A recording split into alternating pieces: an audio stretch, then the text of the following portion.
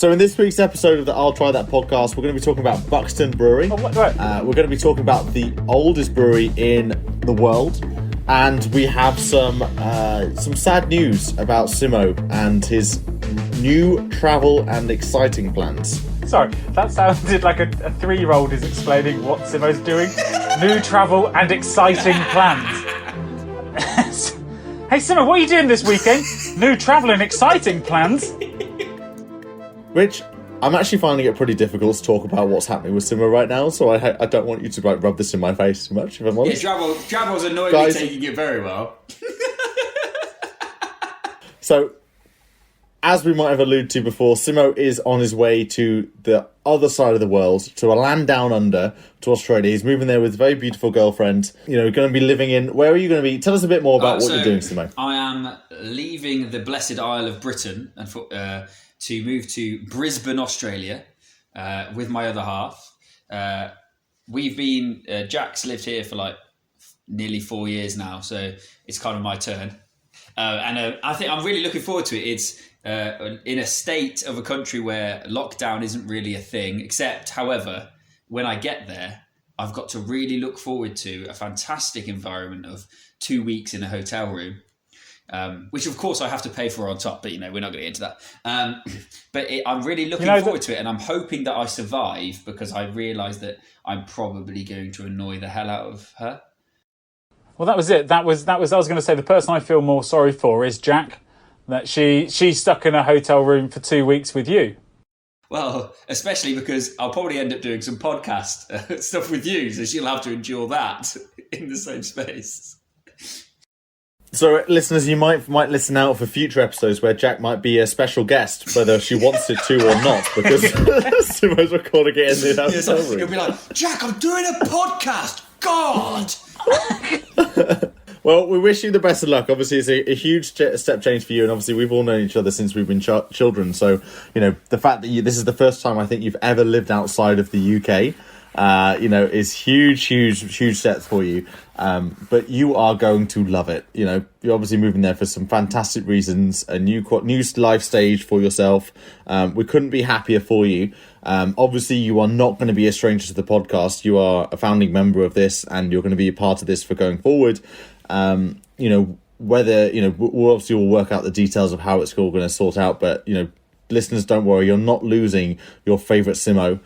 He's definitely going to hear his dulcet tones through the podcast. To have all the Simos you know, this one's not going to be gone. Yeah. Well, I don't know about everyone else, but I know about 5 Simos. So, all of your family are Simos. So, you are one of 5, and, you're my best Simo. Yeah, so, there you go. We'll probably just get your dad on. To be fair, I think Jane would be a lot of fun. She'd be fair point, yeah. Some of these gluten-free beers, I think she'd be all over. Love it. And she was really upset when she became a celiac because she loved a beer and she could beat my dad at a pint race. I love the fact that all the listeners are going to have an image of your mum just wandering around the house with 2 pints, going, "Who's up for a race? Come on!" Why has my mum got a really deep voice all of a sudden? My mum is a delightful lady. Anyway, yeah, I'm really looking forward to going to Australia. I'm obviously going to make sure that I'm part of the podcast as much as I can be. I'm definitely not going anywhere. I know that it would fall apart and everything would disintegrate without me. So, to be honest, I have to be part of it. Because I know Drabble would be lost. And then like a phoenix from the ashes, it would rise again. I don't know what to say to that. Well, I mean, talking about phoenixes, talking about mythology, maybe, Rich, you can talk about, what you got in the hot topic right now. Oh, okay, yeah. Sweet transition, Joe. It's not a sweet transition if you say it. It is. It's what the listeners want to hear. Okay. But they like the rawness of this podcast. We give it to what the people want. What the people want! But being an incredibly middle-class gentleman, as you boys know I am, I was perusing the Independent webpage, not the newspaper, because no one reads newspapers anymore. But I was perusing the Independent newspaper online, and an article popped up that was the oldest brewery in the world has been discovered. Okay? Hang on. Discovered. Discovered. That's an interesting word. So this isn't a fully operational brewery that's always been around. This is something that's been around and then has ceased to exist and then now has been found again. Yes, so it's been rediscovered by some archaeologists. Can you boys guess what? We'll go for where and what era. Simo? Okay, I'm going to go for William the Conqueror times. So we'll go with 10th century. No. What are you talking about, William the Conqueror? That's 1066. Yeah. Like, that's what you're thinking of. They've had beer a lot. We even talked about it on the podcast. Okay, Joe, now you have a guess? I think we're talking like Romans. I think Italy. I know there were. I think of Italy. I think of Romans. I think of wine. But I feel like fermentation, as we know, has been around for a very, very long time. I feel like the Romans may have been one of the first brewers. No, well, I'm sorry to say you were both wrong. It was discovered in ancient Egypt.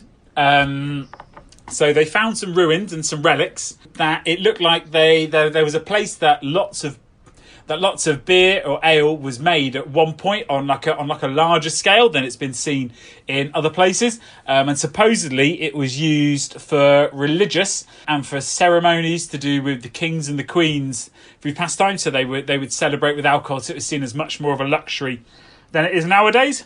Cool.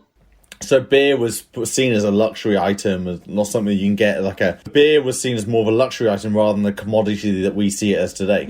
Yeah, pretty much. And so, yeah, it's all been dug up and they're slowly finding more and more bits and that. But that was found in February of this year.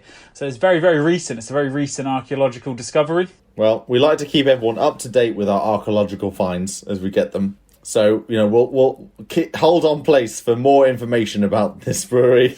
And what they're brewing next. Yeah, we'll try and get some of their beer to try on the podcast.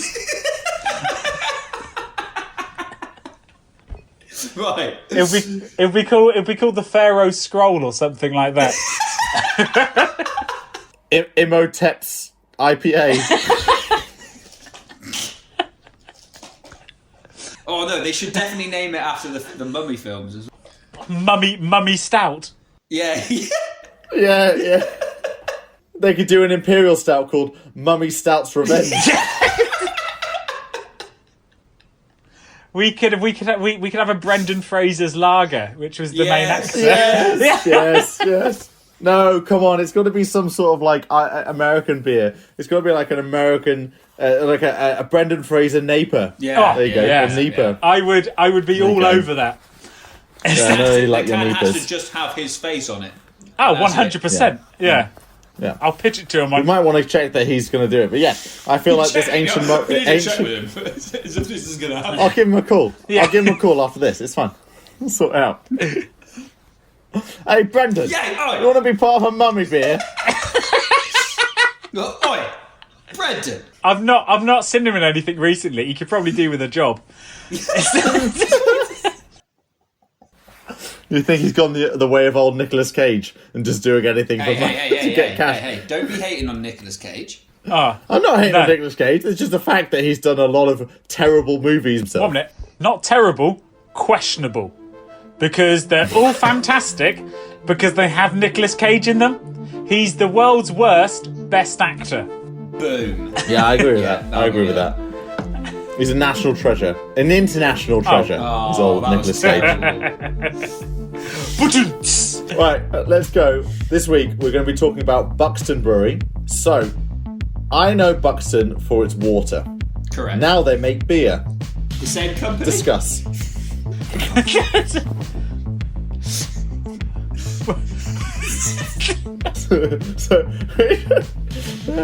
So Buxton, I know Buxton for the location. It's very well known for its water. There's a very famous brand called the Buxton Water Company, I think. And, it's very clear, like, bottled water. So you think about your Evians, you think about your Danones, it's that kind of, like, level of, like, kind of bottled water. And it comes from the Buxton area of Derbyshire in England. Do you guys want to know a quick fact about the actual Buxton water in the area? Go for it. Because, so the Romans first settled in Buxton because of the water quality. they were like, damn, this water's so good, we're going to live here. That sounds exactly like a Roman as well, I must say. Oh, yeah. Yeah. Then that's how they taught a lot of the... Before we move on, other than that it's been Romans loving their water, Buxton was apparently a hip place to be in the 1960s and 70s.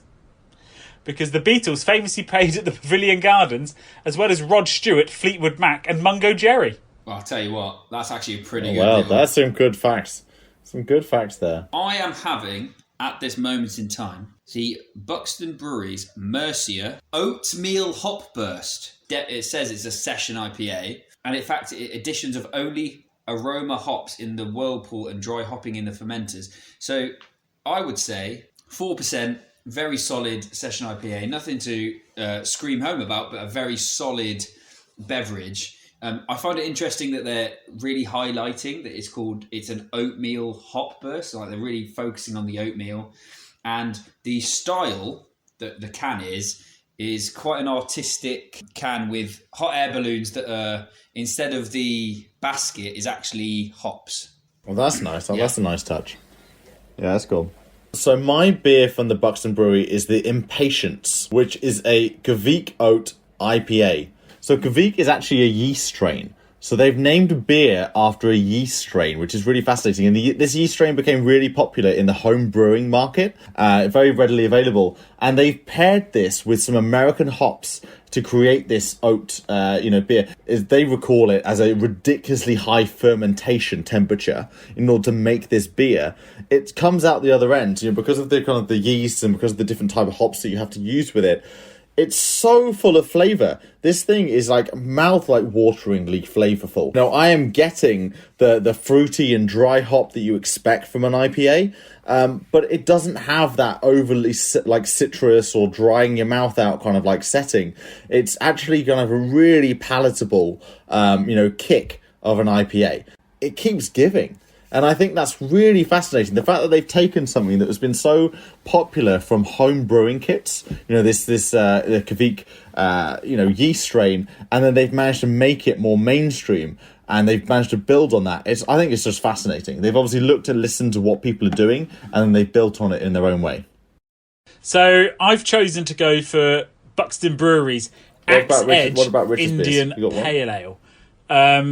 Which is I'm a big fan of an Indian Pale Ale. I think they're one of my favourite beers out there, sort of thing. But I think the interesting thing about this is I think it's the strongest Indian Pale Ale I've ever tried, and it's coming in at 6.8%, which is strong in the beer world. That's a strong beer, sort of thing. But when you drink a strong beer, you expect a quite heavy, dense flavour was I think would be the way to put it. But it's not what I get from this. I do get a very nice Indian Pale Ale, light, refreshing sort of thing, which genuinely surprised me. I thought I was going to be in for something a bit heavier, a bit more, drinking a little bit more slower, maybe taking my time with. But this one, I'm just absolutely sipping it, and it's going fantastically. The designs they have on the cans are absolutely fantastic. So I've also got another beer of theirs, which is part of the Lupus X collection. And this is actually a program of beers which they've called an experimental single hop program, and they've got about 5 beers that only use a single hop per beer, which I found really interesting. And I've got the Belmer hop, and it's all about basically when you drink this, they want you to celebrate the hop you're using. It's actually a flavour that it smells terrible.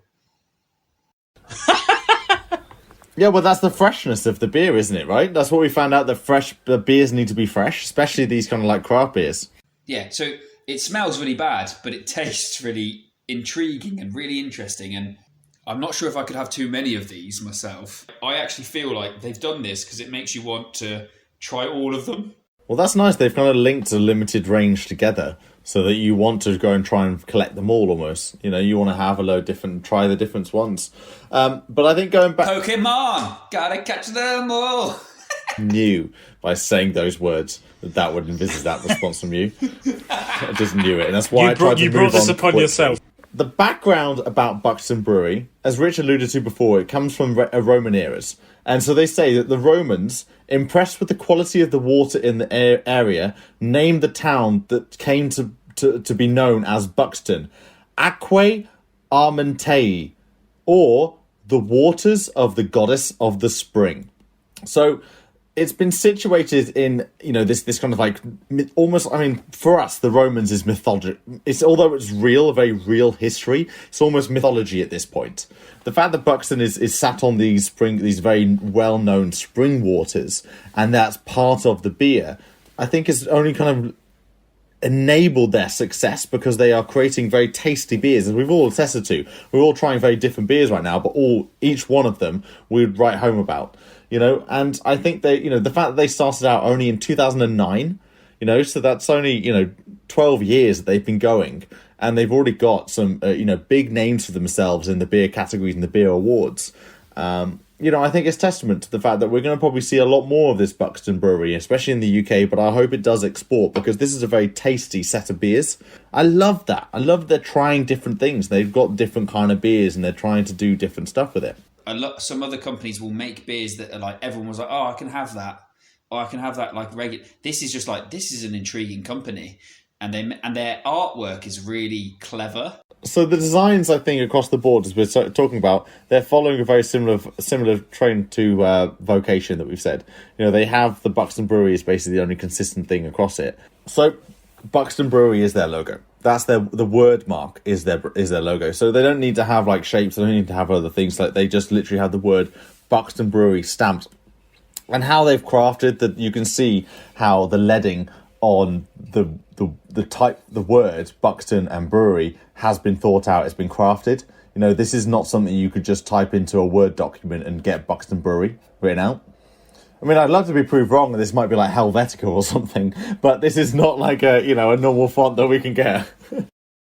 I really, really like it. I'm a big fan of big, bold letters. It just works, sort of thing, and especially like so. I did a bit of research on my can, and Axe Edge, I was correct, was based on a ridge. Which is based up near them, sort of thing, and they've got a selection of beers that all follow different ridges and different like landscapes in the area, and they've mapped it pretty well, like bang on. It's really interesting. Like looking at a couple of their beers online, like the Rest Day, it looks like contours of like a location, and that actually is really unique. You can see it a lot more in the whiskey industry because they're talking about location, they're talking about provenance, but beers don't really do that in that way. The whole kind of landscape design, a lot of their designs based around the link to the Peak District. They're drawing inspiration of what's around them, and I think that's really interesting, and just the fact that they are obviously, that makes a lot of sense for someone who's doing a lot of different beers. They're like literally like sat in Buxton in the Derbyshire and going, what's around? Okay, we got a whole new product line coming out. What do we need to draw about them? But they're doing it in a really interesting and visually appealing way.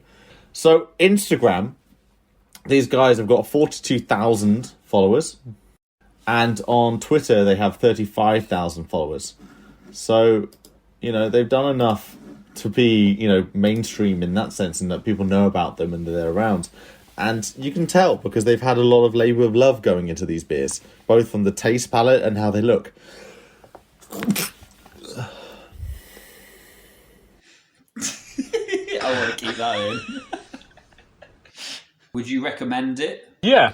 Yeah, absolutely. I think Buxton's definitely on the list. I would definitely say it's up there with some of the nicest stuff we've tried on this podcast so far, sort of thing. And I'm a big fan. I would definitely purchase and buy again. Maybe we should follow on from the Romans and try more of these beers. Do as the Romans do. Conquer. There you go. And that's all we have time for this week's episode of the I'll Try That podcast. And so from me, Joe, Rich, and Simo, goodbye. And don't forget to follow us on Instagram, Twitter, and watch us on YouTube. Goodbye now. Always drink responsibly, and if you or anyone else needs some help, go to drinkaware.co.uk for more information.